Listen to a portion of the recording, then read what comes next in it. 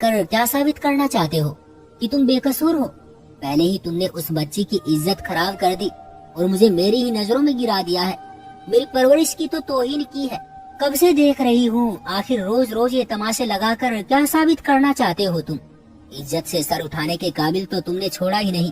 कम से कम मुझे अब इज्जत की मौत तो नसीब होने दो, उसके बाद जो चाहे करते रहना। माँ की बात सुनकर तो मैं तड़प ही गया था। माँ, ऐसा ना कहो, मैंने कुछ नहीं किया। ये लड़की झूठ बोल रही है, इसने मुझ पर इल्जाम लगाया है। आप तो मुझ पर यकीन करें, मैं बेबसी से बोला था। माँ ने मेरी बात सुनी और कहा, इस मासूम को क्या मिलेगा ये सब कुछ करके। मैंने कोई जवाब नहीं दिया। मैं अब थक चुका था। अचानक मैं माँ के कदमों में बैठ गया और रोते हुए उनसे अपने ना किए जुर्म की माफी मांगने लगा। उस वक्त मुझे बस मेरी माँ प्यारी थी। माँ तो माँ होती है, बच्चों की हर छोटी बड़ी गलती माफ कर देती है। माँ भी पिघल गई। उन्होंने मुझे सीने से लगाया और रोने लगी। उसके बाद मैंने माँ के हाथों से खाना खाया। मैं तो इतने में ही खुश था। मैं जानता था कि मेरी माँ बहुत रहमदिल और उसूलों पर डटे रहने वाली औरत है, इसलिए मैंने उनकी बात के आगे उस वक्त सर झुका लिया था। लेकिन मैंने अब सोच लिया था, मैं इस लड़की की सच्चाई अपनी माँ के सामने लाकर रहूंगा और इसे अपनी जिंदगी से निकाल कर बाहर कर दूंगा। इसलिए मैंने फिलहाल खामोश रहना ही सही समझा और उस बच्चे का दुनिया में आने का इंतजार करने लगा। अब मेरा मन शांत हो चुका था, क्योंकि अब माँ मुझसे नाराज नहीं थी। अब मुझे उस लड़की का राज पास करना था। मैं अक्सर अपनी पत्नी को रातों को उठकर देखता कि वो ऊपर को मुंह किए बस अंदर ही अंदर रोती रहती। शायद वो अपने किए की उस ईश्वर से माफी मांगती थी, लेकिन अगर वो इतनी ही सच्ची थी तो उसने मेरे साथ वो सब किया ही क्यों था? आज भी वो रात के 4 बजे उठी हुई थी और सुबह सुबह कर रो रही थी। मेरे दिल में एक ख्याल आकर गुजर गया कि मेरी पत्नी ने मेरे भाई का नाम क्यों लिया था। यही भाई ने तो उसके साथ कुछ गलत नहीं कर दिया? ऐसा कैसे हो सकता है? भाई तो भाभी से बहुत मोहब्बत करते थे और वो दोनों एक साथ खुशहाल जिंदगी भी गुजार रहे हैं। मगर न जाने क्यों एक शख्स मेरे दिल में गुंडली मार कर बैठ गया था। मुझे जल्द उसकी हकीकत सामने लानी थी। मैं उसका ये खेल जल्दी खत्म कर देना चाहता था। मैं निंदा से अपनी पत्नी को देखता हुआ कमरे से बाहर निकल गया, मगर मेरा दिमाग फिर भी एक ही चीज में अटका हुआ था कि ये औरत अगर इतनी ही अपने आप को अच्छी समझती है तो फिर कैसे इतना गलत कदम उठा लिया इसने? वो शायद अच्छा बनने का नाटक करके माँ और बाकी सबकी हमदर्दी लेना चाहती थी। वो खुदगर्ज थी। मुझे तो लगने लगा था कि वो हमारी दौलत की वजह से इतना बड़ा कदम उठा चुकी थी। वो माँ के जज्बात के साथ भी खिलवाड़ कर रही थी। उसकी मिसाल तो मेरे सामने थी। उसे माँ ने छत भी दी और इज्जत भी दी, और उसने क्या किया? मुझ पर इतना बुरा इल्जाम लगा दिया। लेकिन अब वक्त दूर नहीं था, अब उसकी हकीकत खुलने वाली थी। खैर, कुछ वक्त गुजरा। मेरी पत्नी ने एक बहुत ही खूबसूरत बेटे को जन्म दिया। क्योंकि मुझे मेरी पत्नी में कोई किसी भी तरह की दिलचस्पी नहीं थी, इसलिए मुझे उस बच्चे के होने ना होने से भी कोई खास फर्क नहीं पड़ा था। वो थोड़ी मेरा बच्चा था जो मैं उससे मोहब्बत करता, वो तो मेरी पत्नी का पाप था जिसे वो मेरे सर पर थोप चुकी थी। मेरी माँ के तो पाँव जमीन पर ना टिक रहे थे। वो मासूम यही समझ रही थी कि ये मेरा बच्चा है, मगर हकीकत तो मैं और मेरी पत्नी ही जानते थे। मैं पत्नी, बच्चे और माँ के साथ घर आ गया, लेकिन अगले दिन मैं बहाने से अस्पताल चला गया था, क्योंकि मुझे वहाँ से डीएनए रिपोर्ट लेनी थी। मैंने चुपके से उस बच्चे का और अपना डीएनए टेस्ट करवा दिया था, और रिपोर्ट में भी वही आया था जो मैं सबको बताने की कोशिश कर रहा था, यानी वो बच्चा मेरा नहीं था। मैं ये देखकर बहुत खुश हुआ कि अब तो मेरे पास सबूत भी है। अब मेरी पत्नी का खेल खत्म हो गया था। बस माँ को रिपोर्ट दिखाने की देर थी। मैं जल्द ही घर के लिए रवाना हो गया और सीधा माँ के कमरे में गया, जहाँ माँ अपने चेहरे पर दुनिया भर का सुकून लिए बैठी हुई थी। मैं जल्दी माँ के पास गया। माँ, आज मैं आपको एक सच बताना चाहता हूँ। मेरे माँ का हाथ पकड़कर कहा। माँ, वो बच्चा। अभी मैं कुछ कहता कि माँ बोल पड़ी। हाँ मेरे बच्चे, मैं जानती हूँ वो बच्चा अब तेरा नहीं है। तेरी पत्नी बहुत ही बड़े दिल की मालिक है, उसकी कदर कर। उस जैसी लड़कियाँ बहुत कम मिलती हैं जो कि अपनी औलाद किसी दूसरे को दे दे। मुझे माँ की बातें समझ नहीं आ रही थी, वो ये क्या कह रही थी, लेकिन माँ की अगली बात सुनकर मुझे सारी बात समझ आ गई थी कि इस बार भी मेरी पत्नी ने बहुत अच्छी चाल चली थी। माँ ने कहा, बेटा, तुम्हारी पत्नी ने अपना बच्चा तुम्हारे बड़े भाई को दे दिया है। मेरा तो दिमाग ही चकरा कर रह गया था। मैंने माँ को रिपोर्ट दिखाई और बताया कि उसमें साफ साफ लिखा है वो बच्चा मेरा नहीं है। अगर आपको यकीन नहीं तो दोबारा से टेस्ट करवा ले।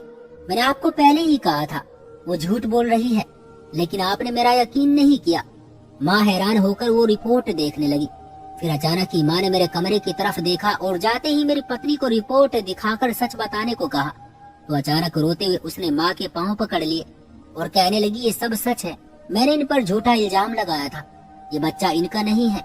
इसके बाद मेरी पत्नी ने सारी हकीकत हमें बता दी, जिसे सुनकर मेरे और मेरी माँ के होश उड़ गए थे। उसने बताया कि वो गरीब माँ बाप की बेटी थी, घर किराए का था। माँ बाबा की अचानक हादसे में मौत की वजह से किराएदार ने खुशी खुशी किराया माफ कर दिया था।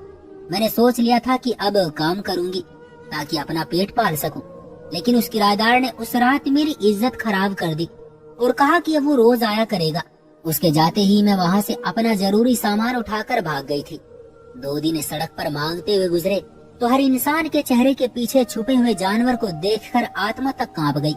मैं दोबारा वो सब बर्दाश्त नहीं कर सकती थी। तब आपकी माँ मुझे नजर आई तो मैंने उनसे मदद मांगी। मेरी खुशकिस्मती थी कि आप सब लोग शरीफ लोग थे, लेकिन जब गर्भवती होने की बात सामने आई तो मैंने जल्दबाजी में आपका नाम ले दिया।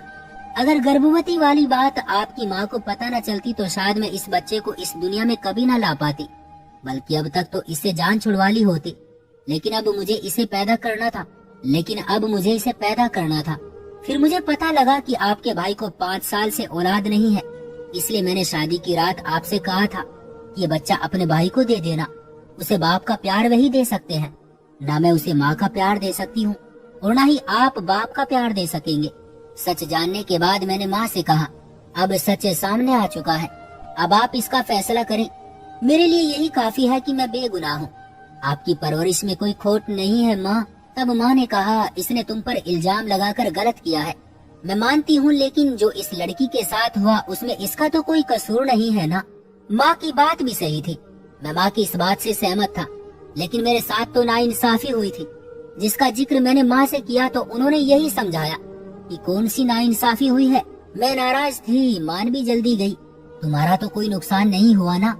अगर नुकसान हुआ है तो इस बेचारी लड़की का हुआ है, जिसकी इज्जत को नीलाम किया गया और इंसाफ दिलाने वाला भी कोई नहीं था। तुम्हारे भाई को 5 साल से औलाद नहीं है। जहाँ भी बच्चा गोद लेने की बात की जाए तो लोग कहते हैं पहले जायदाद बच्चे के नाम करें, और वो लोग यही सोचते हैं अगर ऊपर वाले ने बाद में औलाद दे दी तो उसको क्या देंगे। मेरे बच्चे, तुम नहीं जानते तुम्हारे बड़े भाई को इतनी मुश्किल क्यों पेश आई है, क्योंकि ईश्वर उनका सब्र देखना चाहता था, जो उसे अब आकर पसंद आया है, और उसने इस बच्चे की सूरत में उनको संतान दे दी है। तुम्हें तो धन्यवाद करना चाहिए, संस्कारी पत्नी मिली है तुम्हें, और इसके बारे में मुझे कुछ भी बताने की जरूरत नहीं है। ये तुम्हारे साथ एक कमरे में रहती है, मुझसे ज्यादा तुम इसे जानते हो। ये कितनी खामोश रहने वाली बच्ची है। बस नासमझी में वो एक गलती कर गई कि उसने हमसे सच छुपाया, लेकिन इस एक गलती की वजह से हम उसे इस घर से नहीं निकाल सकते। सोचो, अगर मैं तुम्हारी शादी कहीं और कर देती और वो लड़की मुझे साथ रखना ना चाहती तो तुम क्या करते? शायद मुझे घर से भी निकाल सकते थे। माँ, ऐसी बातें मत करो, मैं तुम्हारी सब बातें समझ गया हूँ। तो फिर ठीक है, अपनी पत्नी को माफ कर दो और माँ जी को भूलकर भविष्य के बारे में सोचो। माँ की बातें सुनकर मुझे भी माँ सही लगी थी। वो लड़की वाकई मोहब्बत करने के काबिल थी। मैंने सोच लिया था किस्मत ने जो उसके साथ दुर्व्यवहार किया था, मैं उसे अपनी मोहब्बत से सब भूलने पर मजबूर कर दूंगा। मेरा फैसला सही साबित हुआ था। आज हमारी शादी को 5 साल गुजर चुके हैं। हमारे 2 बच्चे भी हैं, एक बेटा और एक बेटी। दोस्तों, बेहतरी इसी में है कि अपने अंदर विनम्रता पैदा करें और माफ करना सीखें। इससे जिंदगी बहुत खूबसूरत और हसीन हो जाती है। दोस्तों, मैं आपसे पूछना चाहता हूँ कि क्या मेरी पत्नी ने सच छुपाकर सही किया था? क्या मैंने उसे माफ करके सही किया था, या मुझे उससे तलाक लेकर दूसरी शादी कर लेनी चाहिए थी? कमेंट बॉक्स में हमें जरूर बताएं। वीडियो को लाइक कर दीजिए और चैनल को सब्सक्राइब करके घंटी को दबाकर ऑल पर सेट कर लीजिए, ताकि आने वाली वीडियो आपको तुरंत मिले। मुझे दीजिए अगली वीडियो तक इजाजत। तब तक के लिए धन्यवाद।